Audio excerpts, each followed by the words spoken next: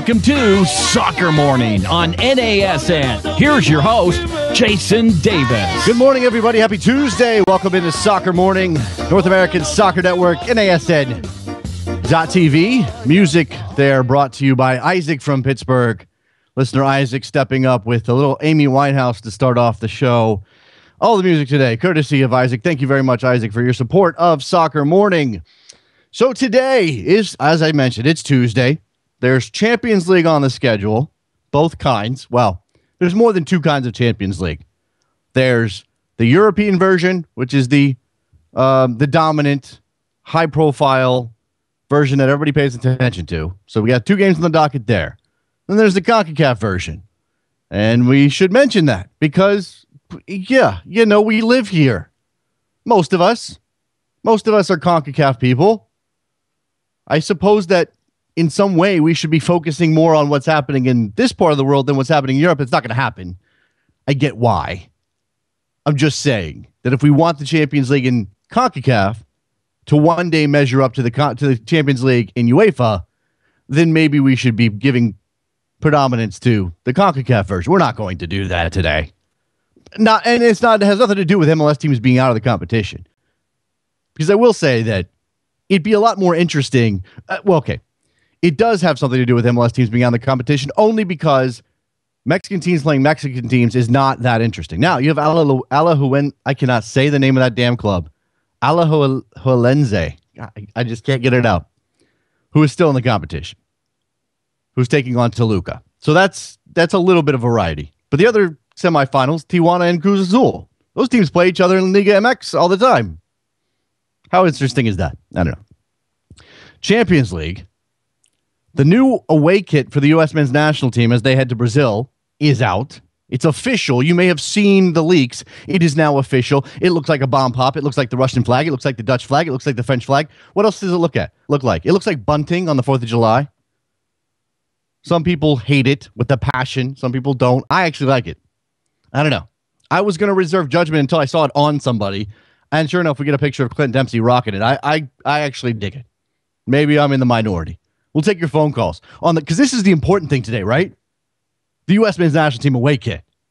Got to get your opinion in on that and take your phone calls on that. Phone lines open all day. Only guests we have lined up right now, Kristen Tenej, to talk about the relegation battle in England, specifically Sunderland, which is on his beat there. We'll go over what's happening with the Black Cats and whether or not Josie Altidore, who did not play against West Ham in that loss, whether he's destined for the bench for the rest of the season. Because we have to worry about these things. The World Cup's coming up. It's also April Fool's Day. Now, I am not one at this point to care about April Fool's Day anymore. It's not fun. And somebody on the internet, which is, here's the irony of this, somebody on the internet said that the internet has ruined April Fool's Day, and it's true. It's absolutely 100% true. The internet has ruined April Fool's Day. You can't do a joke anymore. First of all, if you're going to do an April Fool's Day joke, be creative. Find that line between believability and complete insanity. Now, we had the Austin Stadium plan last week, which came out in that Austin newspaper, the weekly Austin newspaper. They got it out early. We went through it. A couple of people on Twitter say that they were sucked in until I got to the part about, AstroTurf for the supporters section and some of the other crazy things. Coming in on kayak and zip lines. Until I got to that part, they were sucked in. So decent April Fool's joke. I don't think it was the Austin Chronicle. I'm going to use my memory. It may be wrong. Most of them stink. When it comes to sports, for me, the gold standard would always be Sid Finch. Sid Finch, and I think this was a Sports Illustrated story years ago, before the internet. This is why it was great. It was before the internet. Sports Illustrated story about a pitching phenom in the New York Mets system named Sid Finch, who threw something like 120 miles an hour. That was the story. I think Plimpton wrote it, right? And it was amazing. So that's the bar. If you're going to do an April Fool's joke, it's got to be that good. So and basically, you're never going to get there. So don't even bother trying. But I figured in the spirit of April Fool's Day, since we're not doing one here, I didn't open up the microphone this morning and say, Hey, everybody. Welcome to Soccer Morning. Got an announcement to make. We're changing the name of the show to Football Morning. Would that have been, Trevor, would you have okayed that joke? Hey, everybody, we're in the spirit of everything that's happening around the globe and Americans getting into we're going to call it football because really it's football. It's not soccer. You use your feet. That thing they call football in the United States, that's not football. That's hand egg. No, I'm not. That's not. I'm not that guy. And actually, we did consider briefly, and I think it's a good thing we didn't do it, Trevor. We did consider briefly a joke that involved accents. Now, for it to work, it would have had to have been a no video show. We would have had to manipulate the setup so that we weren't on YouTube today. And honestly, that wouldn't have been very good. That would have been bad. It wouldn't have been fair to the audience.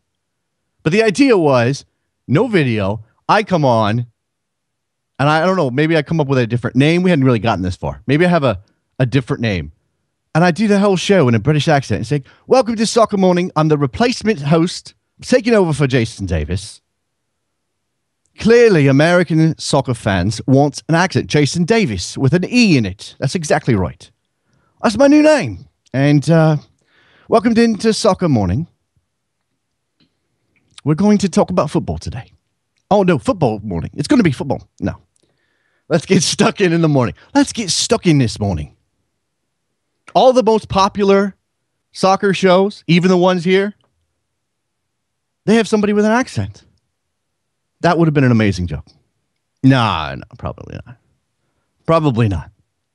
So we have spared you the April Fool's joke. We have. We decided not to do it. The other thing that's happening in my little world here, and again, Champions League, April Fools, David Beckham news, which we didn't get to yesterday. We'll talk about his interview with BN Sport and what he said about the MLS salary cap. That's fascinating to me. Also have the DC mayoral primaries coming up. I think that's today, as a matter of fact.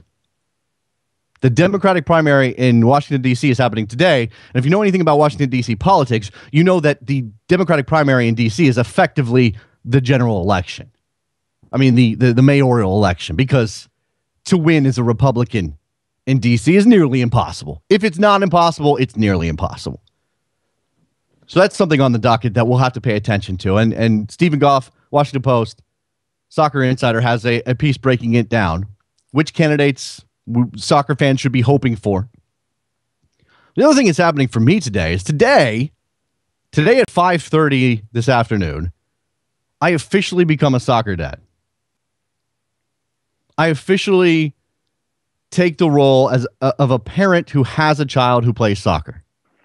And I'm scared, people. And we'll talk through this. Producer Vince is on the line. Oh, hey, Jason. Hey, Vince, what's up?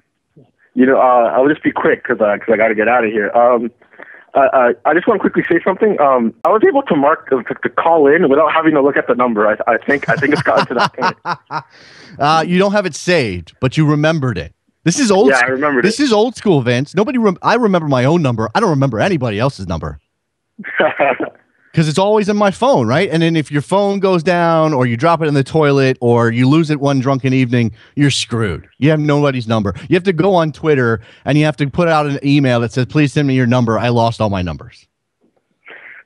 No, you're absolutely right. I don't know. It's just it's a reflex now. Yeah. So what's on your mind today, Vince? I just want to quickly say you're mentioning about the U.S. away kit. All I have to say is that if you want these kit reveals to go well, and you want people to accept them, you got to get either Discoot or Cameron to model them. They're the two handsomest guys the U.S. has. You know what? There is something to be said about the loss of Carlos Bocanegra as a kit model. There's something to be said for that. I mean, the guy just oozes machismo, and he's a good-looking dude. I mean, Carlos Bocanegra, good-looking guy, right, Vince? You can admit that. Yeah, of course. Yeah, I mean, you lose him as well. Nothing against Clint Dempsey, and I guess Donovan's not really the guy anymore because Dempsey's the captain, I suppose. Neither one of those guys really inspire. I'm looking at pictures right now, Vince. Apparently part of the campaign, Ndamukong Suh and Andrew Luck rocking the jersey. Now, here's what I'll say about this jersey, and looks fine on these two world-class athletes, Suh and Luck. I think it looks good on Clint Dempsey, and especially the full kit with the red shorts and the Red Sox and everything else. And I imagine it's going to look okay on the field. And I'm on board with this. I may be in the minority, but I'm on board with this. He's not going to look good on you, average Joe. It's not. You can wear it to the game and again, we talked about the uniform or the jersey rules. I think the jersey rules apply to this one specifically in that if you want to wear it amongst a group of fans who are also wearing it, you're fine. You get a pass. But don't go wearing this one in public. Like if you're going to break that rule, don't go wearing this one in public. You just don't look good. I don't think you have to worry about that, Chase. Well, not you, Vince. I'm talking to the. Well, no, I'm talking like a public. I don't see this kid catching on after the World Cup. I see. Well, look, and then there's the price point, and this is something that England fans have been talking about on my Twitter machine for the last day. They released their new World Cup kits. One's all white, one's all red because hey, we're England. It's okay to be boring, I guess. And there are people complaining about the 90-pound price tag, and that's what Americans have been paying for U.S. kits for a long time. No, you're absolutely right. I mean, yeah, I know the euro is worth more than the American dollar, I believe, but or the British pound. I'm sorry. Yeah, it's like a pound and a half for the dollar or something. Yeah, like I think also because you can get like replicas for much cheaper and such. But anyhow, Jason, I'll leave you to do the show. I gotta get out of here. All right, Vince. Appreciate the phone call. Vince in Canada, the first one to weigh in on the USA away kit. Where's the American love for this kit or hatred? Whatever your opinion is. 347-756-6276. Go ahead. Give me your thoughts on this away kit.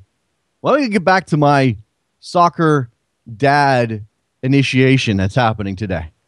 My kid is 5 years old. He'll be 6 in May. Signed him up for his first season of soccer this spring. And here's my problem. It's not that it's not that I'm worried I'm going to be too intense, because I don't think I'm going to be. I am a competitive guy, and I have a history of not taking losing very well, especially when I was a kid. I may or may not have been thrown out of a Little League baseball game for yelling at my third baseman after he made an error when I was 9. That may or may not have happened. But I don't think my competitive nature is not going to kick in now when he's 5. But I don't know. Again, I don't know how I'm going to process this. I mean, am I going to become obsessed with practicing, with going out and kicking the ball around? I just want him to have fun. I mean, the rational part of me, the parental part of me, just wants him to go out and have fun. And really, U6 soccer, what do you expect? If I show up to the practice and say, "Hey, coach, what system are you running?" I deserve to be slapped, right? I'm sure, look, this is going to be kids bunching up and not knowing what to do with the ball, and it's going to be fine. It's going to be fine. This year is going to be fine. But now the initiation has started, and I'm a little concerned. And it's about me. It's about how I'm going to process this and what kind of soccer parent I'm going to be. But it's also about those other people, because I've seen these people in action. And if you have had any experience with youth soccer in America, you've seen these people in action. Some of these are terrible people. Terrible, terrible people. Terrible people who put their kid above everybody else. Terrible people who cannot keep their mouth shut for more than 5 minutes or 30 seconds in some cases. Terrible people who abuse referees who are there volunteering their time to coach kids playing soccer. Now, I guess if you're at an elite level and look, we're a travel team and we go all over the country and we play we play this tournament and that tournament.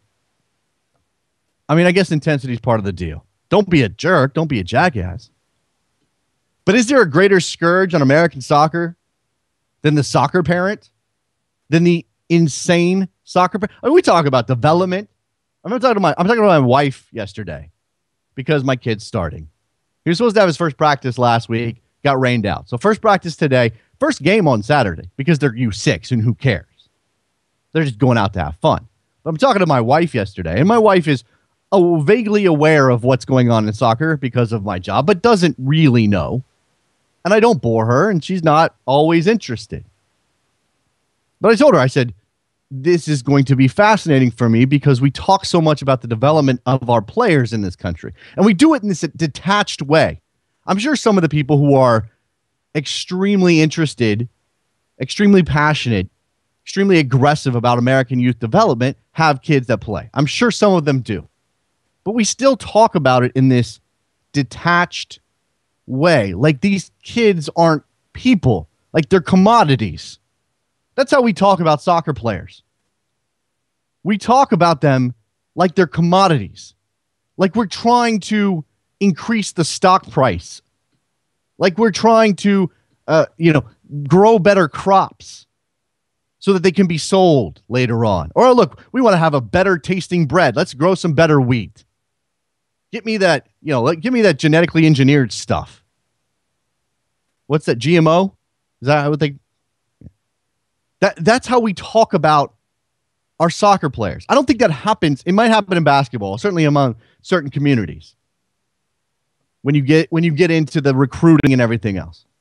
And I guess in football and baseball, it does. When you talk about prospects who are in the 16, 17, 18-year-old range, that's when it shifts for those kids. But generally, when a kid is 6, 7, 8, 9, playing American football or basketball or baseball or even hockey, they're just playing. You want them to go out and get better, but they're playing to have fun, the camaraderie with their teammates. They're just out there to have a good time. It's a good character building exercise. Keeps them healthy. But when we talk about soccer, especially here because of the 350 million people that live here, and because of the idea that America should be a powerhouse in this game. And if only we had this thing working or that thing working, if this was better, that was better, if our coaches were smarter, they followed the Barcelona model, or they did whatever reason you think that we're failing that could be fixed. We talk about 8 and 9 and 10-year-olds like they're commodities. It's strange. It's strange. I don't want to be that guy with a kid. I don't want my kid to be 10 and I'm fretting over how his close control isn't good enough, or his left foot is too weak, or he has trouble doing A, B, or C soccer skill. Like, I suppose if he's good enough and something happens for him, that's great. And I'll certainly help him learn if he wants to learn. But I guess what I'm saying here, and I'm sure there are plenty of dads out there who have raised fine young men by being the soccer version of Tiger Woods' dad. Earl Woods. Soccer's Earl Woods. I'm sure there's 1,000 of them out there. Thousands. I'm sure there's 10,000 of them out there. And I'm sure some of them have raised fine individuals who are well-rounded people who love the game. But it's just a scary moment when you look at your kid and all you really, like, again, one part of you is, I want him to be happy, do whatever he wants to do, within limits, give him discipline, give him structure, but I want him to be happy. And oh my God, I want him to be Lionel Messi. Where's the middle ground? Kinsey and Ameta Gang on Twitter, refed youth, U9 and below, for a bit at age 15. Main reason I quit was because of parental abuse.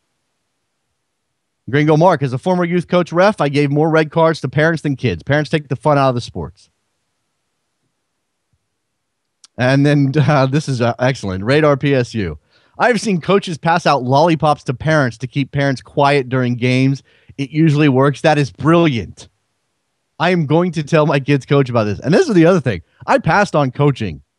Part of it is time. I just couldn't commit. But I thought about it. Do I want to coach my kid even at U6?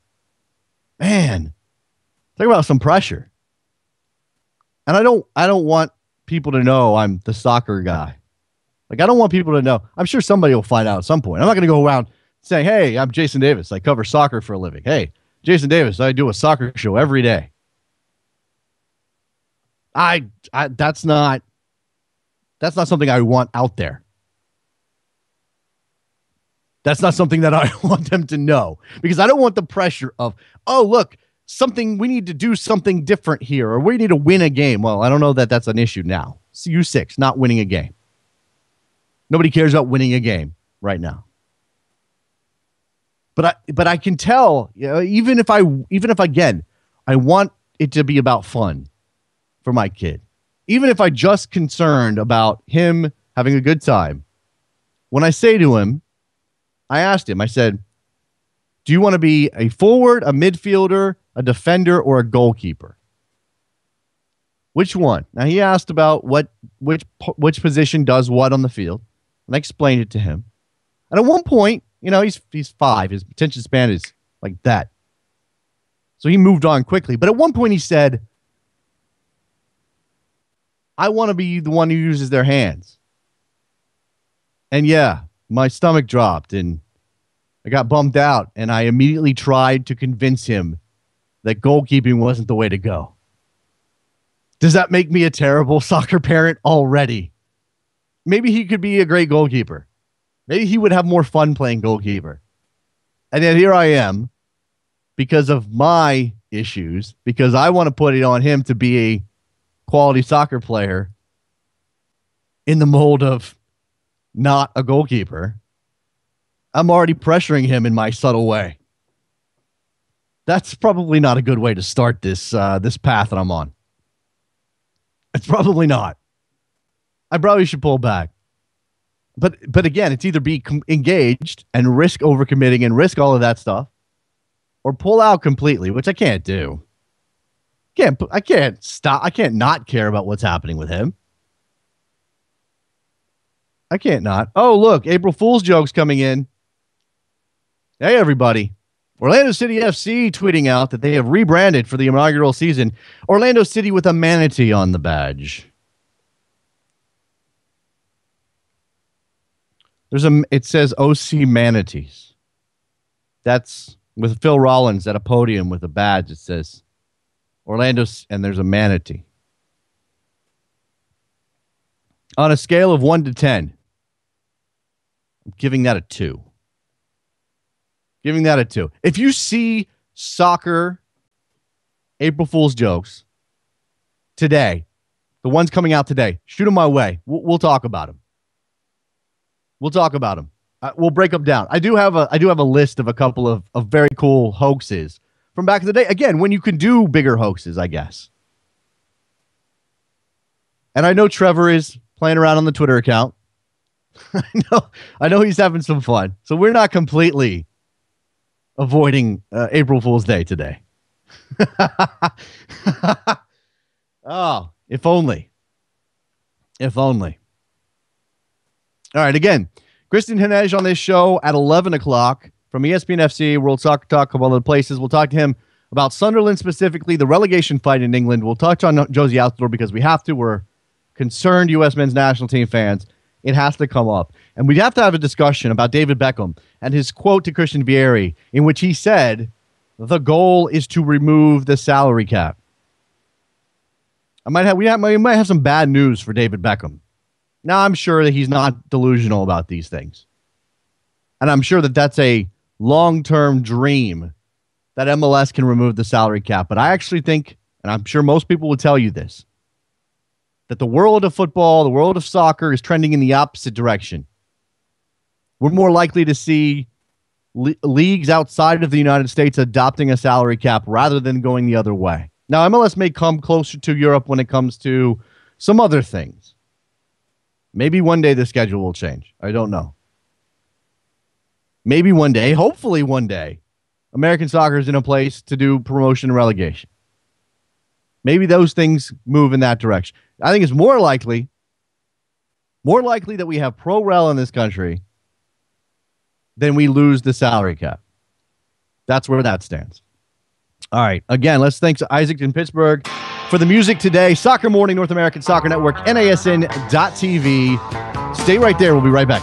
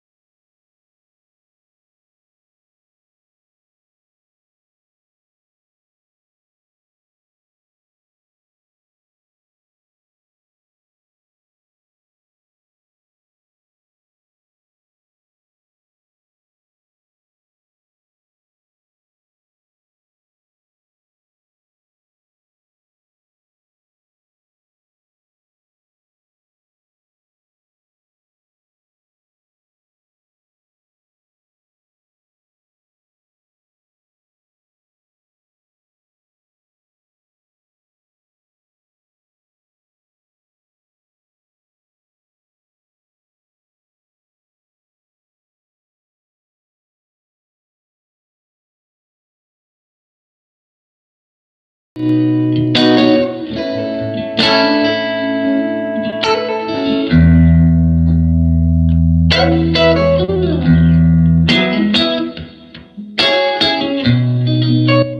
back to Soccer Morning on NASN with Jason Davis. Back on Soccer Morning, North American Soccer Network, talking away kits. They look like popsicles, everybody.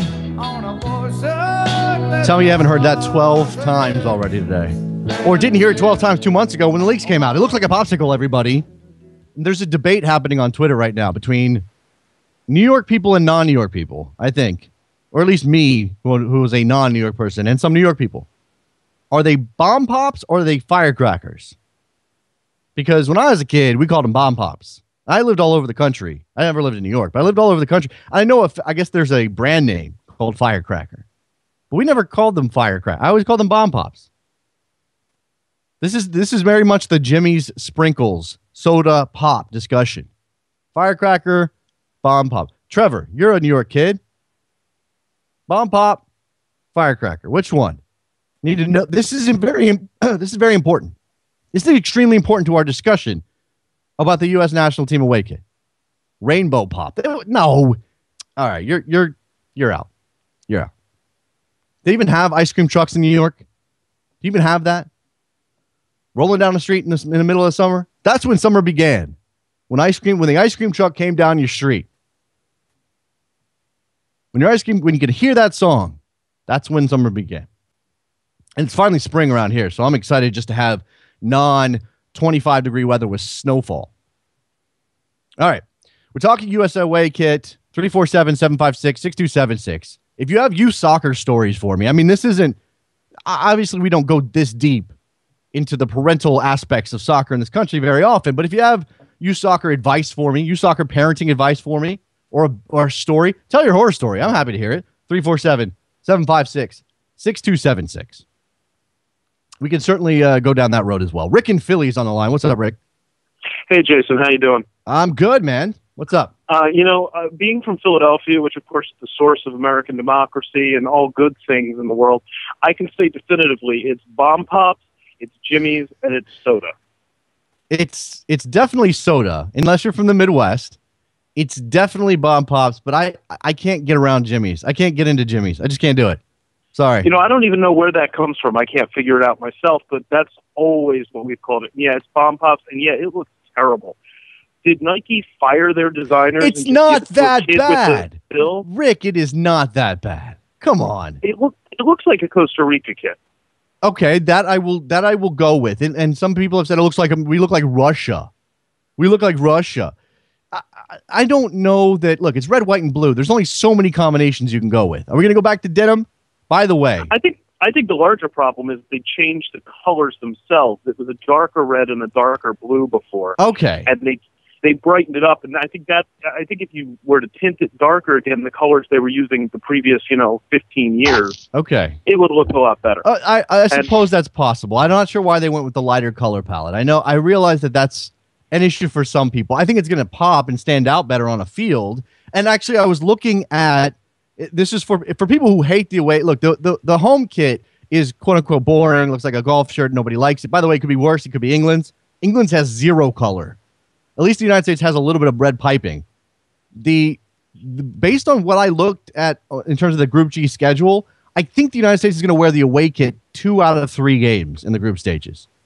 Because I had to look up Portugal, Ghana, and Germany's uniform setup, and I'm pretty sure we're going to get the away kit twice, Rick. So I'm sorry. Yeah. I'm sorry, Rick. The one thing, though, I think we can all agree on is Adidas has clearly won this jersey cycle. I mean, you look at the designs Nike's putting out, they're very monotone, they're very conservative, they're very plain, and that's the direction they're going in. Maybe it's because they absorbed a lot of Umbro, I don't know. But Adidas is really out there, and their designs are, I think a little more adventurous, a little more, how can I put it? Okay. They seem to reflect the national character. Fair enough, but if people complain about Adidas and MLS all the time, Rick. So I don't know. It's one of those things that is constantly talked about, but seems to matter very little to me in the grand scheme. I mean, it's fine. It's fine. I mean, the fact of the matter is, if they make it out of the group stages in this jersey, everyone's going to love it regardless. That's true. And That's if they possible. bomb out, Yeah. I mean, the U.S. had sweet kits in 2006, but who remembers them? That's a good point. I do. I remember. There a lot of Navy in that kit, right? Yeah, that was the Navy Yeah. center stripe. All right, Rick. I appreciate the phone call, man. Thank you. All right, Auntie's on the line. I can't pronounce your name, but I'm going to try again. That's fine. How are you doing? I'm good. Say it one more time for me. Auntie. Auntie. I can't. The guttural stop is going to, whatever that word is. That yes. Anyway, what's on your mind today, my friend? I just wanted to give you my first reaction to the away kit. I saw it like 5 seconds before I pressed call, and the first reaction was April Fool's Day. Yeah. That's it. It's it's not good. Okay. No. All right. I don't like it. All right. Well, look. I mean, again, this is the world of sort of the everybody's a fashion critic when it comes to kits, and I get it. I mean, I would love to drill down into the psychology of this. I really would, and I've conceived of writing sort of the definitive piece on kit culture and why soccer fans are so invested in what their teams wear. I just haven't had a chance to get around it. I mean, it would require talking to Nike and Adidas, and certainly talking to people who go way back and sort of can, remember kits from 40 years ago, because it's sort of about that. There's no other real defining characteristic, right? I mean, and because soccer is, I don't even know how to describe. Where would you put the psychology of why we care so much? Hard to say. I don't know. I think it's. I really don't know. Impossible for me to say. I'm not the psychologist. So, no, I understand, but no, it's fine. I mean, if you don't really have an idea of why, again, it's sort of. I really don't know. I mean, I don't know why it's such a thing in this sport, but in my experience is clearly in baseball and football, less so basketball. But I don't know why it's a thing in this sport so much more than it is in those American sports. I mean, it's not horrendous like 90s MLS kids. Some of them, yes, I've seen like Kansas City Wiz back in there. Those things are fantastic in a completely horrible way. Yeah, absolutely. Yeah. So, but the other thing I wanted to touch upon is the friendly, and what's the kind of reasoning behind, as I really don't know, but why are they playing on a non-FIFA day, and why are they playing in a football stadium in Arizona? Because they can make a lot of money doing it. Okay. I mean, really, so it's a cash cow. Yeah, no, it's completely a cash grab game. Every USA Mexico game that doesn't happen in an official FIFA competition or on an official FIFA date is 100% a cash grab game. And look, I mean, you can rationalize the benefits to each team. I mean, they certainly can get some information on players, and there are a couple of spots out there that may or may not be up for grabs. So they're both Klinsmann and Herrera can rationalize this being a good thing. But as you said, it's on a non-FIFA date, which is limiting the rosters. Already we've had for the United States, DeMarcus Beasley and Michael Orozco are not being released by Puebla in Mexico from their club, so they won't be able to play despite being named to the roster and despite not having any other obligations other than sort of just staying with Puebla and training and trying to help that club avoid relegation. So, it's kind of, it's good and it's bad. And I will say this, when they do this, and this is, U.S. Soccer, the Mexican Federation, SUM, all coming together, when they do this, it does water down the rivalry a little bit for me. It does. I mean, look, these two teams are going to meet enough in the Gold Cup, in CONCACAF World Cup qualifying. I don't know that you need to goose it with these friendlies. But then again, we've got a couple of moments from past friendlies that stand out. In fact, I remember, I don't know if this is the last time these two teams played in Arizona, but they did play in Arizona a couple of years back, Landon Donovan scored on a counterattack goal, a breakaway goal, and I believe it was Osvaldo Sanchez tried to slide tackle Eddie Johnson after the goal was scored. Like Eddie Johnson runs by to celebrate with Donovan, and Osvaldo Sanchez, for whatever reason, tries to 2-foot Eddie Johnson. So you still have that edge to the game. There is that. Yeah, I understand that because we do have this kind of rivalry with Sweden, and it's always whether the sport is whether it's athletics, whether it's football, whether it's ice hockey, it's always a rivalry. But the thing is, how much can you if you play every day, it's gonna run out of interest. So what's kind of the line? How many games a year can you have before it becomes dull, meaningless? No, that's exactly the point. And I don't know where that line is. And it's interesting. We talk about that with MLS scheduling and the way that MLS chooses to schedule. They don't do a balanced schedule. They don't do, everybody plays everybody twice. They obviously weight things. And a part of that is the uneven number of teams. Part of that is the size of the country and trying to limit travel on some level. And some of it's trying to goose rivalry. But when you have Seattle and Portland playing 3 times every year, which means one of those teams gets an extra home game, and the same thing for LA and San Jose and LA and Chivas and DC United and the Red Bulls, it makes it a little less important each time because you're not circling that one date that they come to your house. That does change it. It absolutely changes it. And the other part of this is that Mexico, United States friendlies, always in the United States. Always, because that's where the money is. Right.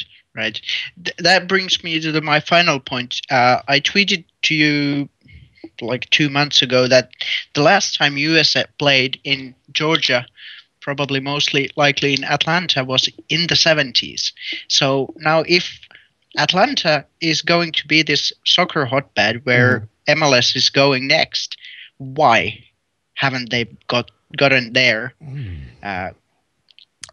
you have any ideas? That's a very good question. I'm not sure. Obviously, Mexico recently played there against Nigeria. They've sold out games in Atlanta a couple of times, and clearly it's not just about Atlanta as a market. It's about Atlanta as a transportation hub. I mean, it's easy to get to Atlanta.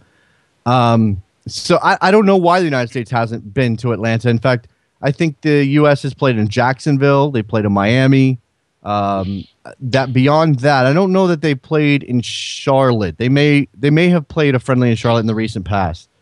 They played within the state of New York since then. Since the 70s? Yeah. And there's no stadium of appropriate size in New York in the modern era. So unless you want to do one of those strange baseball setups, which I hate that so much. No, you got a good point. Put Atlanta on the list, and I know that, and I think they've been back there fairly recently, so maybe this isn't a concern anymore. People in San Francisco have been complaining were complaining for a very long time that they couldn't get a match in San Francisco either. So certainly a place that U.S. soccer should be looking towards. If MLS San Francisco is getting one in the stick. That's what I'm saying. Yes, they finally scheduled. They finally scheduled that. Look, there was the Azteca friendly last year. There was an Azteca friendly with USA Mexico, which was very odd. Actually, it felt very odd that they played that. I appreciate the phone call. I'm going to move on. Thanks a lot, man. Thanks. All right, there you go. We are. By the way, Twitter's blowing up right now. At Soccer Morning is blowing up. And again, I'm going to just say these words and then let you figure it out if you are paying attention to what's happening on Twitter. It is April Fool's Day. It is April 1st, 2014. That's it. That's all I'm going to say. It's April Fool's Day, right? And I suppose that what happened was somebody had a really good idea the very last minute. That's what happened. We'll say a good idea. It's going to be fascinating to watch the fallout from that. If you aren't following us on Twitter, you're not paying attention to Twitter, then you don't know what I'm talking about, and you need to be there. You need to go to Twitter to figure this out. Because you can't have any clue what I'm talking about otherwise. All right. So we got the Champions League on the docket, and I certainly want to spend some time. If anybody has thoughts on these two matches today in UEFA, Manchester United hosting Bayern Munich in the first leg at Old Trafford, and Barcelona hosting Atletico Madrid in the first leg of the Camp Nou. These games both set up where you expect the home team to take a lead.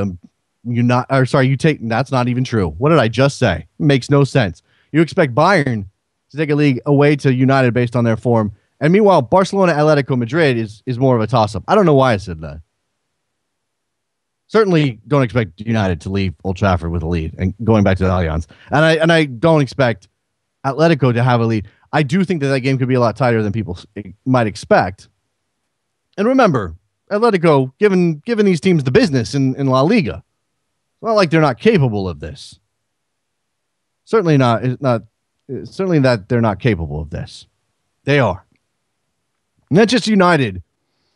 Is this the look because of the narrative of David Moyes and because of the struggles he's had, because of where United sits in the table, because of the insanity of the Moyes out banner flying above Old Trafford, the narrative is turning with every single match. And it's a little too much, to be honest with you. Manchester United beats Aston Villa 4-1 at home.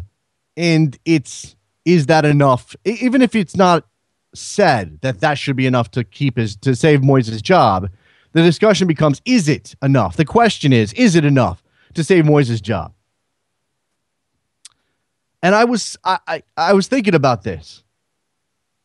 At one point, I was of the opinion, I was pretty adamant that it wasn't working, that Moyes had to go, that they could find a caretaker to carry them through the rest of the season, make a change in the summer, whether it's Van Gaal, whether it's whoever, Jurgen Klopp, who I don't think anybody expects to actually leave Dortmund. They could do that, and they might be better off for the future. Now, remember that Moyes has a long-term 6-year contract. But I'm actually coming back around on this. And look, I admit to some hypocrisy here. I'm not sure that David Moyes right now is good enough to take United back to where they want to be. But I do think he's learning on the job. And I do think that he will figure things out or have some better sense of how to handle this with a season under his belt. How could you not learn from this season? How could you not learn from what they've been through? And look, they're still here. They're in the Champions League quarterfinals. No one gives them a shot against Bayern Munich. Now, if he beats Bayern Munich over 2 legs, you give him another 6 years. Well, maybe not, but you honor the contract. You keep him around. You see what next season brings. Maybe you give him some help in bringing in the personnel that can get United back to where they want to be. Maybe you flush Fellaini. Maybe you certainly need to get some midfield help. Maybe you spin Van Persie on because he's too much of a distraction. And they're playing better, let's say better without Van Persie in the lineup than with him. At least right now. That could change. And who doesn't want Robin Van Persie in your lineup if he's available? I certainly think that that's something to consider. But David Moyes is not a stupid man. He's not tactically inept. He doesn't not know how to win soccer games. He might have an issue learning how to handle the United Crucible in a short time frame. That seems to be the issue. Meanwhile, again, in Spain, Atletico Madrid going to Barcelona. I think that's the game. Well, everybody wants to see the Bayern Munich machine and what they can do at Old Trafford, and we expect them to crush United. Give me your expected scoreline. Your aggregate scoreline for Bayern Munich, Manchester United. We talking 5-0, 6-0? These switching up here. We're gonna take a break. I think I'm gonna have to issue an apology on the other side of this break, at least to a couple of people. Golly, guys, just pay attention to your calendars. That's all I'm gonna say. We'll take a break. We talk more about the matchup of La Liga teams in the Champions League, and certainly touch on some of these April Fool gags April Fool's gags that are bouncing around on Twitter right now. It is Soccer Morning, North American Soccer Network, NASN.TV, and only NASN.TV. Be right back. All pirates, yes, they rob I, sold I to the merchant ships.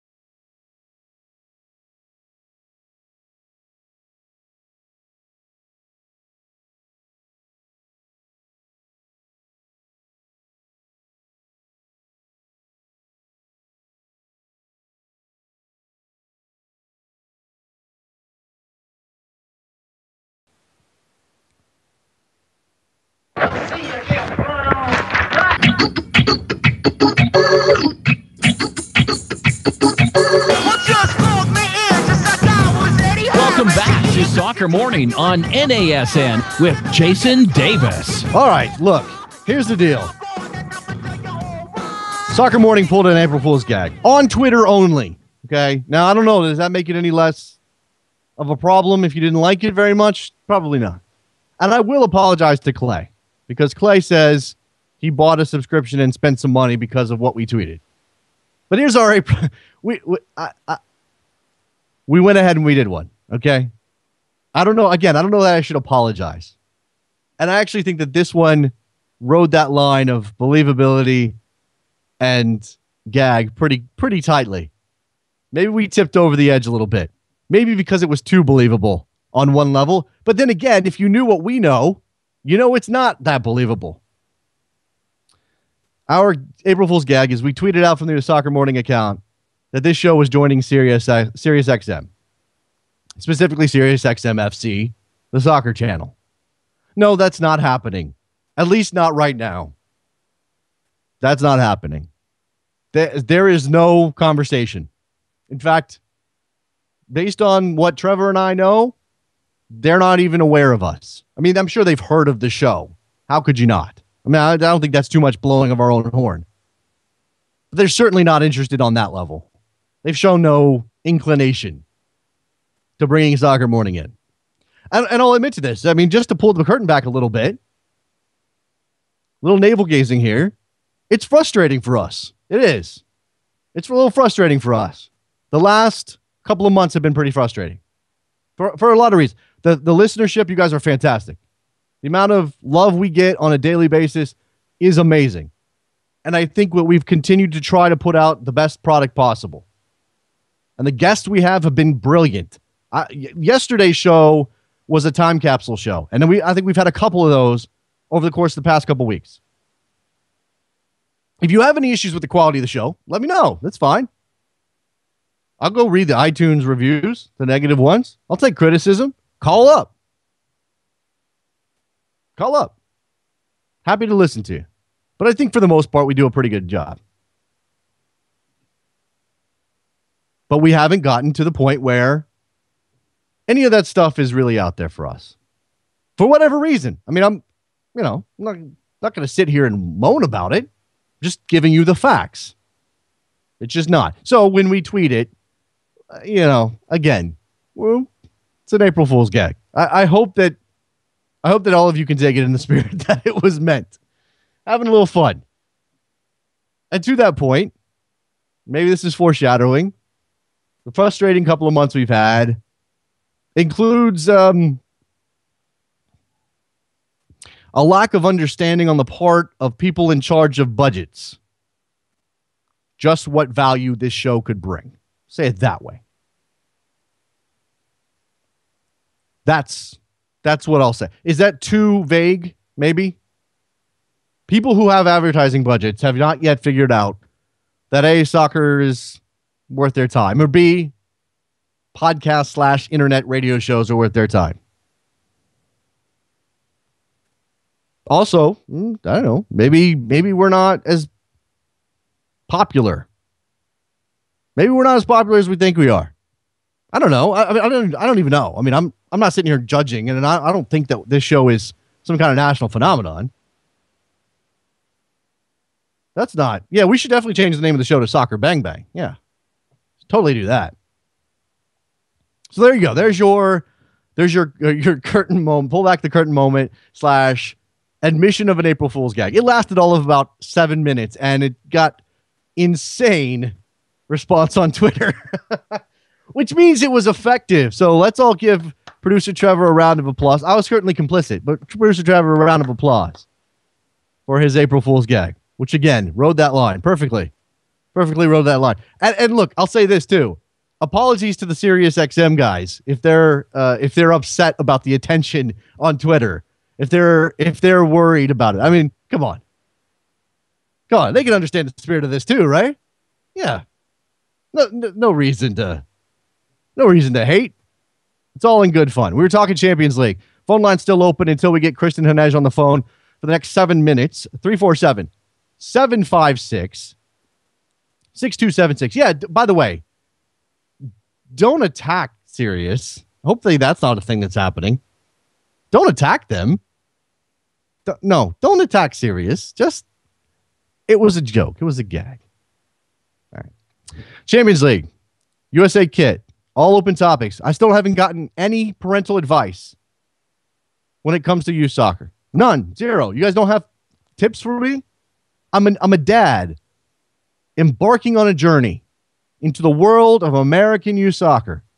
I don't live in a suburb. I live kind of in an exurb. It's even farther out than that, maybe. Yeah, it's definitely farther out than that. So I don't know what this town's soccer culture is going to be like. No idea. But I need some advice here. Where's my sage wisdom from a father who's been through the grinder when it comes to this? I got nothing here. You guys aren't helping me out. 347-756-6276. This is why we can't get on Sirius, because we don't have any phone calls about youth soccer. Here's another April Fool's gag for you. Jacksonville Armada FC to set sail in 2015 on floating soccer pitch. Jacksonville Armada FC have announced that they will kick off play in next year's NASL season by playing their home games on a floating pitch on the St. Johns River. And then they've got a picture of what is a real, as far as I'm aware, a real setup somewhere in the world where it's a set of stands and then there is a floating pitch. It's in the middle of a river. And in fact, I think at one point a couple years ago, there was actual talk that Miami might turn, I think it was some kind of stadium. It wasn't a soccer stadium. It was some kind of stadium where this was the setup, and they might turn it into an actual stadium for a soccer team. But they didn't do that. And I don't think they're going to do that now. There you go. Rick in Philly giving me some Twitter advice. Read Kick the Balls by Alan Black, then drink. Yeah. See, okay, how about this? How about as a soccer guy? Because I'm guessing a lot of these parents, and no offense to them, busy lives and careers and other interests. But I'm betting a lot of them aren't aware of soccer in any real sense. I mean, they know what the game is. They know the rules. They may have heard of Manchester United, but they're not engaged. As an engaged soccer guy, as a guy who lives and breathes this sport on a daily basis, every single day, should I avoid training? It's not training. Should I avoid practice? Is that a good idea? I have to go to the games. I mean, have to support my kid at the games. But should I avoid practice? Because I think that's where the trouble will start. Got to keep your mouth shut. And if the coach says something I don't agree with, what do I do? Hold my breath and count to 10? No, that's not how you. No, what do you do? No, get your fullbacks into the attack. No, I'm not doing that. But Somewhere short of that. Where's the line? Oh. Kevin on Twitter. Kevin, I can't pronounce your last name. I have no idea how to do that. He's a soccer writer based in New England, based up in Boston. He wants to know any soccer bars that have opened since the 2010 World Cup. So we'll throw that out there for our listeners. Help out Kevin. It's KOCZWARA on Twitter. Let him know, or hit up What a Howler, which is a publication that Kevin writes for on occasion, and let him know soccer bars that have opened since the 2010 World Cup. Certainly on the back of that success. 212, you're on the air. Hey, Jason, it's Greg. Hey, Greg, what's up? Not much. Just a little advice for you on youth soccer. All right, bring it. Got a couple minutes here. Bring it. You were talking about, well, what am I going to do about the coach? What am I going to say, about his positioning and the formation? Well, I mean, I know I shouldn't say anything, Greg. I should keep my mouth shut. But I'm saying, I guess, how do I deal with it? How do I not allow myself to be sucked in to the process that turns parents into terrible people when they're on a soccer sideline? Well, look, I don't think that's going to start until maybe 10, 11, maybe 9. Okay. Because, I have a five-year-old and a six-year-old, and, they're just learning how to not run around like bees in a right. Right. And I'm with you. I listen to the show. I listen to your other show. I'm a season ticket holder for an MLS team. I watch your Europe, whatever. Right. And I go there and I cringe when I see an offside or a back pass. It drives me nuts. But no one knows the rules. They're just learning the fundamentals at that age, right? And I think from listening to your shows, your kid is around the same. Let me ask it. And look, part of this is the social aspect, the team structure, learning how to follow instructions and be part of a team and do all of that stuff. That's probably more important for my kid right now than the soccer fundamentals, because I can go out in the backyard and kick the ball with him and do all of the soccer fundamentals, at least the basics, and then later on in his life he can get more of the technique. So I guess maybe in that sense, look, it's good that he's going to play, and I'm excited to have him play. But I guess there could be an argument that you really don't need to be playing at U6 level if you're just talking about the soccer skills. Well, they're learning about being on a team, and if your son has skills that others don't have, he's going to have to learn how to put his hands on his hips like Thierry Henry. We got to work on your offside, your call for offside technique, son. Get your hand in the air. Right. You can count to 6 when the keeper has the ball. Show me your deuce face. All right, man. Greg, I appreciate the phone call. Got to get moving. Man, All right, there you go. All right, let's take a quick break. When we come back, we will talk to Christian Hernandez in Northwest England to get his thoughts on Sunderland's relegation fight, Josie Outdoors' role in that team. What's going on there with Gus Poyet? Don't go anywhere. Soccer Morning, North American Soccer Network, NASN.TV.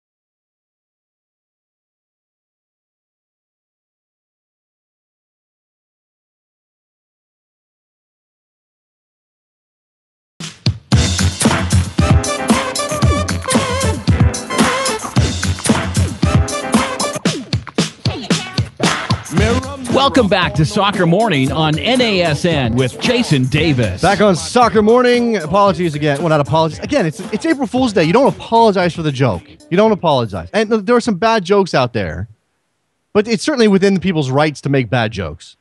So I'm not going to apologize, but I will say it's a joke. So here we go. Kristen is on the line with us now from, I imagine, sunny Northwest England. Kristen? I think that's optimism. Oh, okay. To the nth degree. Well, it is getting to be springtime the world over, certainly in the Northern Hemisphere. And we're looking at a dogfight down at the bottom of the Barclays Premier League table. And let's start with the club in your backyard there, Sunderland AFC. This is a team that made a coaching change early on. The idea was Di Canio just didn't have the players' attitudes right. Guess Poyet was going to come in and change that. They seem to get a little bit of a bump, but they're still scuffling. And you watch them play, Kristen, and they lose to West Ham yesterday. It doesn't seem to me that they've gotten much better. I can definitely see why that would be the thought process. I mean, they've got 24 points from 23 games under Poyet, which is an improvement per game on what Canio was achieving. But you just look at the other stats, like 14 goals at home all season, and then Adam Johnson being benched when he's the top scorer. Mm-hmm.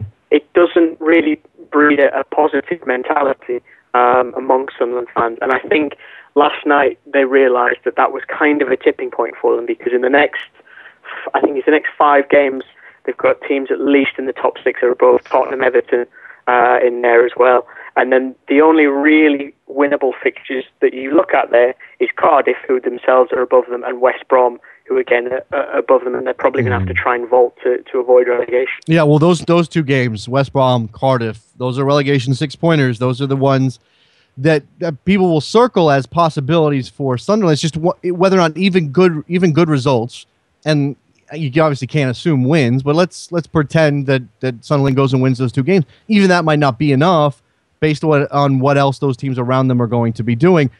You look at I mean, it's just Fulham, who's a point back, and I think a lot of people have given up on Fulham, but there's still enough tightness down there from, probably from Palace on down, that Sunderland is going to have to find it very, very difficult. It's going to be a great escape scenario, and based on what you've seen, do they have it in them? To be blunt, no. There's just not enough spark. There's certainly not enough creativity, and you can trace this entire, cataclysm of doom to 3 years ago. They've consistently made poor acquisitions in the transfer window, constantly had overhauls, be it managerially, then of squads as well, and it's now coming home to roost because they're not able to pull that great escape act in the same way that Wigan did, albeit Wigan didn't spend nearly as much money. Again, towards the end of the season, and even if you just look at the run-ins, I mean, West Brom have got Norwich, they've got West Ham at home. They're even slightly more winnable, you would think, than if you have to play Tottenham, if you have to play Chelsea and teams like that.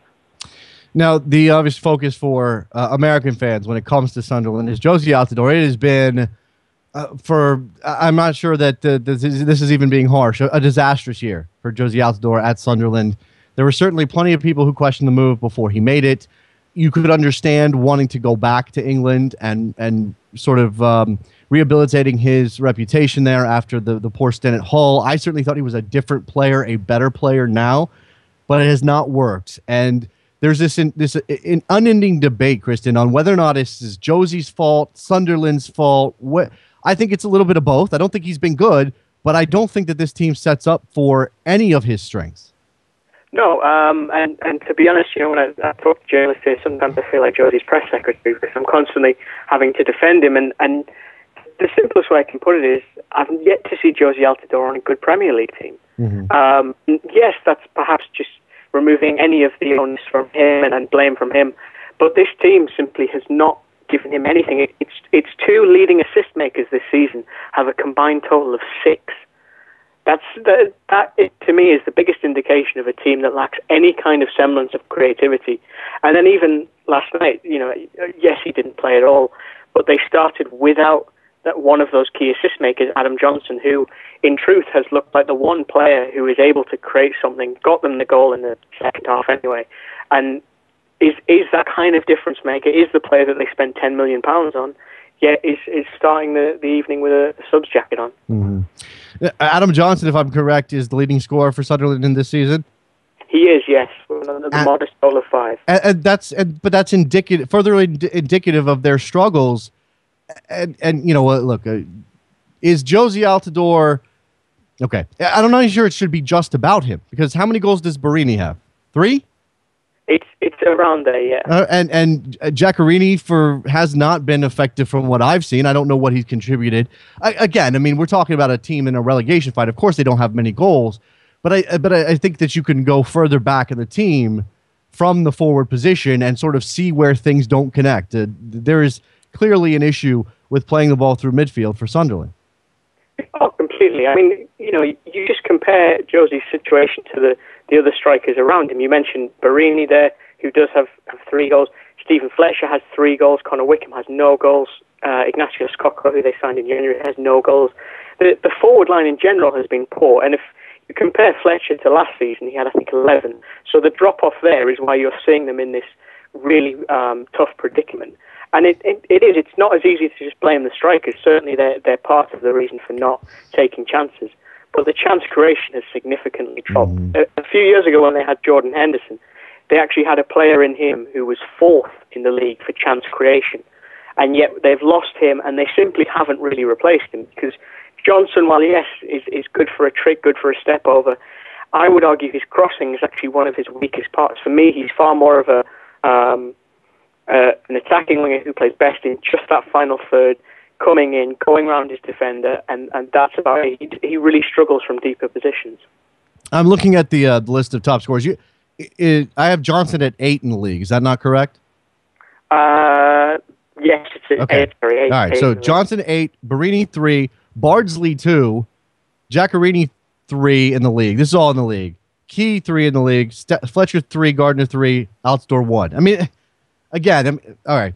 This is becoming an obsession there, and I don't want to make it about that. And I do wonder, though. I mean, I'm less concerned about Josie Altidore, his coming back to the national team in terms of his ability, because I still think he has ability to score goals, particularly in that setup. But I guess the question then is, how much does this affect his confidence for the U.S. national team fans, and whether or not he should be pushed out? And Kristen, I know you're at least a keen enough observer of American soccer to have an opinion on that. I don't see, and I talked to Alexi Lawless about this not too long ago, I don't see a replacement for Altidore in the U.S. national team. No, that's certainly the problem, is that there just, in my opinion, there isn't a striker that gives you the same assets as him. I don't think there's a striker that has the potential that he does to perform on a big stadium. The game against Bosnia is probably, for me, his highlight moment for the US in terms of showing what he has the potential to do. Certainly his confidence has been rocked. I mean, it's been something of a pet project this year to kind of just watch him and watch him off the ball and see how he is. And consistently as the season's gone, it's dropped from, he's frustrated and yelling at his teammates for not giving him when he wants it, to then he's not saying anything. And that's what it concerns me more, is when he doesn't even see the point in lamenting them or trying to spark something in them. He just kind of ambles around. And I spoke to him in Scotland in November, and he seemed so positive about Gus Poyet. He said, I think he gets me, and we're going to do good things. But unfortunately, what I kind of forgot was that he wasn't going to be able to overhaul the midfield. He was only really able to bring in Liam Bridcut, who, again, is a defensive midfielder, and in my opinion, isn't going to give you any creativity. I think he thought that Ignacio Scocco might be able to do that, but in truth, he's kind of been something of a pariah on the team. He's only made a handful of appearances. So what's the immediate future? I mean, look, it's not over yet. Sunderland has a chance. They have as much of a chance as anybody down there at the bottom. Well, maybe less based on the fixture list that remains for them.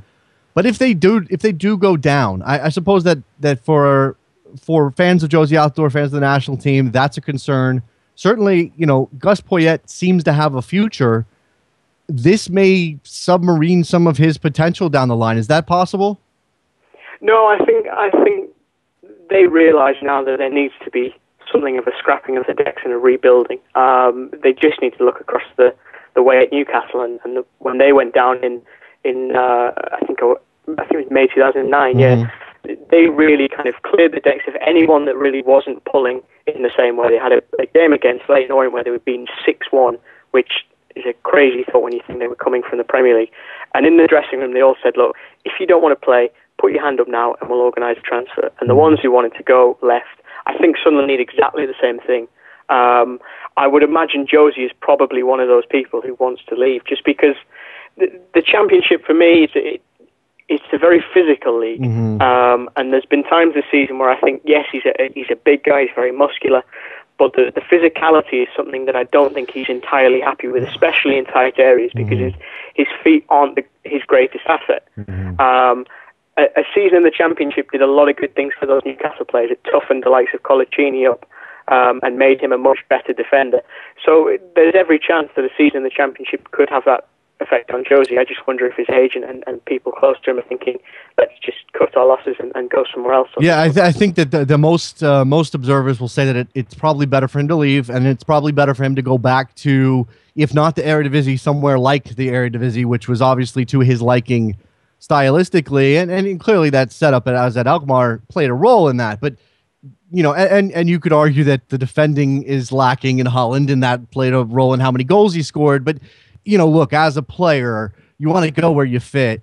And maybe it took another year in England for Josie to realize, at least when it comes to everybody outside of the top 8 or 9 teams in this league, it's just not a good fit because of the way that they're going to play. Not necessarily that, I'm not saying that Josie Altidore is good enough to play at Everton or any of those particular teams, Swansea, but I'm just saying that he needs to be in a setup that's going to play more like Swansea, and that probably isn't in England.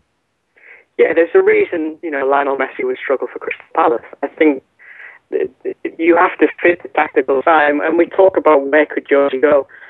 I would not be averse to him pitching up alongside Alejandro Bedoya in France. I think the French league has the right balance of a competitiveness and a quality, at least in the defenders, to truly challenge him, but also the level of physicality that will not be too much for him, but will improve him in time. And I think going back to Holland and the Eredivisie, it's almost a step back, at least psychologically. And I think he perhaps needs to try that. Like, I mean, the Bundesliga is obviously another option as well. That's been a huge, difference maker for one of his former teammates, Ji Dong-won, who, again, struggled in the Premier League, struggled at Sunderland, and yet thrives in the Bundesliga, or thrived certainly last season when he was at Augsburg, and gave so much more to that club than he's ever given to Sunderland. Be interesting to see what happens not only with Sunderland and the rest of their season with Josie Altidore, with a host of players that came in over the summer for Sunderland this season. That's Christian Henage. Go follow him on Twitter. Christian, give me your Twitter handle so I don't butcher the spelling. It's at KHenage, which is KHENEAGE. There you go. Follow him on Twitter.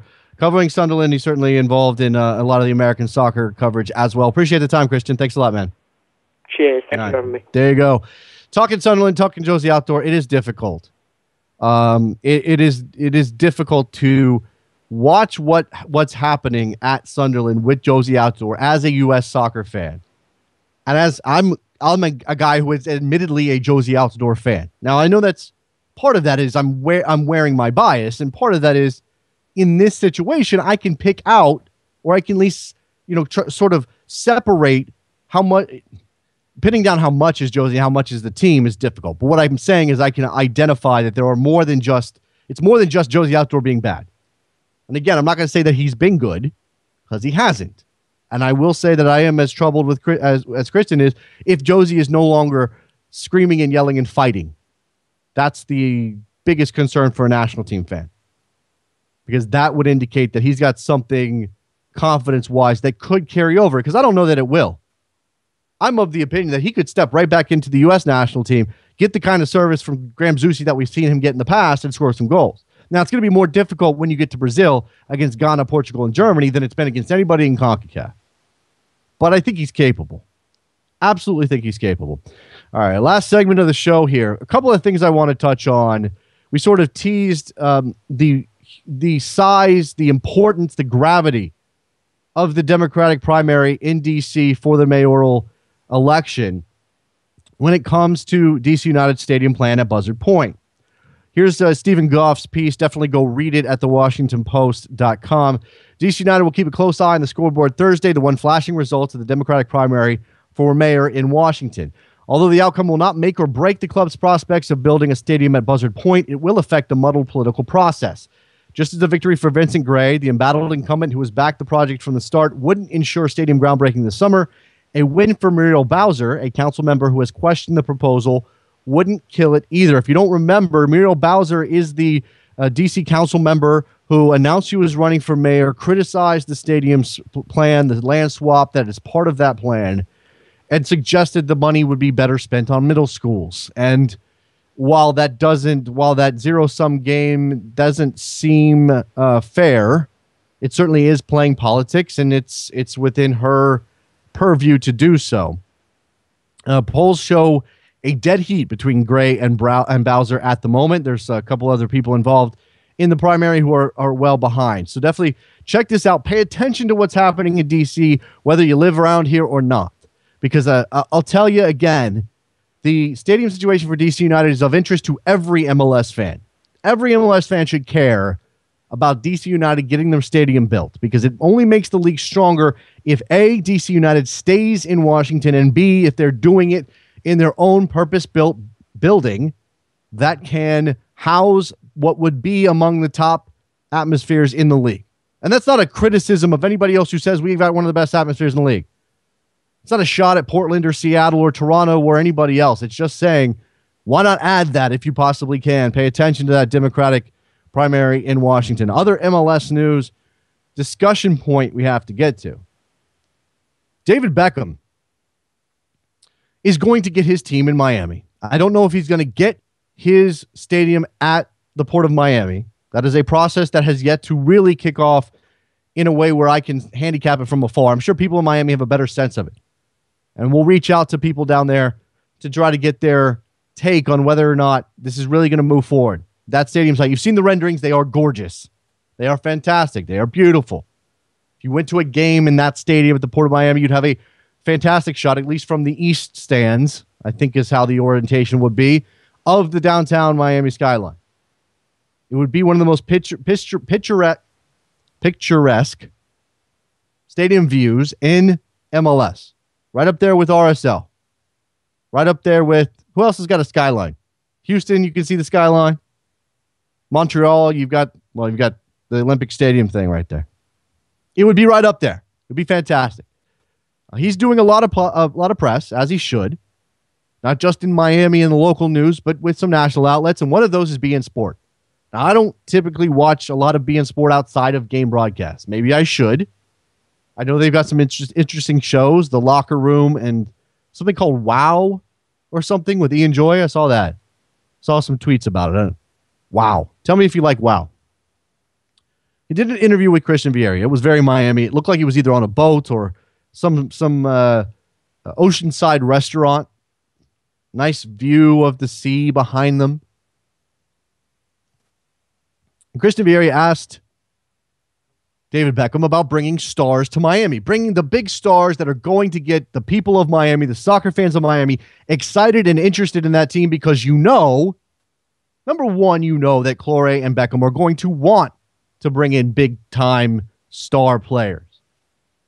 And number two, they're going to have to, because it's Miami. This is probably true in a lot of other places, by the way, but certainly in Miami, I think it's fair to say that if you don't get some star power, you're going to have trouble capturing the imagination of a lot of those potential fans. And when asked about the salary cap, because Christian Vieri said, hey, look, there's a salary cap. You obviously can't go spend everything you want to spend. You can't bring in all the players you want to. David Beckham said, the goal, I'm paraphrasing here, obviously the goal is to get rid of the... I think this is the way it went. Let me just make sure I got this fairly accurate. Again, paraphrasing, but I'm pretty sure this is accurate. And this video is up at beinsport.com. Christian Vieri says, we have to get rid of that salary cap. David Beckham says that's obviously the goal. It keeps a lot of guys from coming here. Well, think about that for a second. David Beckham is essentially saying, I don't have any problem with Christian Vieri saying what he said. He's not attached to MLS in any particular way. He's doing some soccer stuff in the United States. That's as far as it goes. But when David Beckham says it's obviously the goal to get rid of the salary cap, I don't have a problem with that statement, but I do think it's incredibly delusional if he believes it. Because again, what's happening in the world of football, as we see more and more financial crisis, as we see more and more teams have to deal with incredible debt loads, as we see more and more teams taken over by people who either don't know what they're doing, don't care about the club in the long run, saddle the team with debt, take off, don't have that money to begin with. Just look at England and look at what's going on with Leeds. I don't have a full understanding, but just go look at what's going on with Leeds. Obviously, check out, obviously Portsmouth is an example of this. There are other clubs. Clubs have died. 100-year-old clubs have died. And maybe that doesn't justify everything MLS does when it comes to cost control. Probably doesn't. But it does mean the likelihood of the salary cap going anywhere is essentially nil. Now, one day, the MLS salary cap may rise to a level that allows MLS teams to be competitive with some of the rest of the world. Not everybody, not the Barcelonas, not the Bayern Munichs, not the Manchester Uniteds, but some of the rest of the world. Certainly within the Americas. Certainly when it comes to Brazil and Argentina and even Mexico. That's really the goal. That's really the standard right now. That's where the bar is right now. Get your salary cap to a point where you can be competitive player for player with Mexico. That's going to happen. I believe that'll happen at some point. In fact, we haven't touched on it much here. But with those CBA negotiations coming up, I hope MLS is ready to take some of those shackles off. Not kill the salary cap. Again, not going to happen. And not take it from $3 million, which is where it is now roughly, to 25. That's not going to happen either. But to give some indication that they're willing to put money back into this product to get closer to that Mexican standard, that America's standard, and one day give a sign that one day that this is a step along the path to one day competing with Europe. That's where we would like to see this go. A lot of people are very, very negative about those CBA negotiations. People who have been paying attention to this league for a long time think we're headed for a lockout. That the owners are going to dig their heels in and say, "Hey, look, we got a good deal going here. We don't want to give you any more money. We're bringing in expansion teams. We're adding jobs to your union. That should be enough." Let's hope that's not the case. We'll probably dig into this as the season goes along in MLS. Let's get past the World Cup and start looking at this. See what that TV deal is for MLS. All of that stuff matters. When David Beckham says the goal is to remove the salary cap, I'm not even sure he believes that. And I can almost guarantee you that he would be one of very, very few owners in MLS who would want to go in that direction to begin with. Removing the cap completely. Because while MLSC, maybe trying to come up with another example, MLSC, maybe Red Bull, maybe those two ownership groups would be okay with no salary cap, go spend what they want. Ultimately, if they spend $20 million, New York's already spending roughly 20 because of their DPs. Let's say $40 million, double their salary cap. Ultimately, that wouldn't be the end of the world for them. Same thing for MLSC. There are probably Anschutz could handle it. Maybe LA would be fine with it. But there are plenty of owners in this league who have made significant investment over the years, who have been a part of the growth of American soccer in MLS, who don't want the cap to go away. Because the cap gives them not only some certainty over how much they're going to spend year to year on their players and on that team, because this is not always a profit-making enterprise. MLS should be trying to make a profit so that they can put that money back into the league. But ownership of a soccer club in general is not a profit-making enterprise. And some of these owners want sort of the safety net. Oh, well, I spent the salary cap. Well, we're competitive, or maybe we're not competitive, but I spent the salary cap. MLS needs a salary floor, by the way. Once you get to a certain level, they need a salary floor. $3 million is enough is low enough where you don't need a floor because no one is going to spend, significantly less than that much money. But when this cap goes into the teens and 20s, there needs to be a floor. Because some of these owners will try to squeeze whatever they can out of the smallest amount of money. And that's not fair. That part's not fair. And again, I'm not saying that I don't want a league where there's no cap one day. I would be more afraid of the league having problems financially year to year if there was no cap. I'm not sure I would believe it to be a bad thing, but I'd be more worried from year to year if there was no cap. But I just don't think it's happening. I don't think it's happening. And if David Beck is actively working towards it, good luck in that room. Good luck in that Board of Governors room. Good luck trying to convince Robert Kraft and Phil Anschutz and Stan Kroenke and some of these guys who don't have the gigantic fortunes that would make not having a cap not a problem. They don't bring in enough revenue. The TV money's not there. Major League Baseball can get away with no cap because they make a ton of money, not only at the gate, but on TV. It's going to be a fascinating watch in Miami. It's going to be a very interesting watch in Miami. David Beckham brings something interesting to this league. We said in 2007, well, whether or not he was going to be a game changer. How about this for a possibility? David Beckham, game changer off the field, MLS owner, more than he ever was on the field. Is that possible? I don't know. Please go to iTunes, ratings and reviews. Help us out. Follow us on Twitter, Soccer Morning. Promise no more April Fool's jokes. Guys, again, reminder, today is April Fool's. Don't believe anything you see. Just don't believe anything. And we're not going to Sirius XM right now. We're just not. But who knows? Who knows? Maybe in the future. Appreciate Christian Hernandez joining us, and thank you to Isaac in Pittsburgh for the music today. Soccer Morning North America Soccer Network, NASN.TV. Jason Davis signing off for Tuesday. We'll be back tomorrow. Go enjoy your Champions League soccer, and we'll see ya. Bye.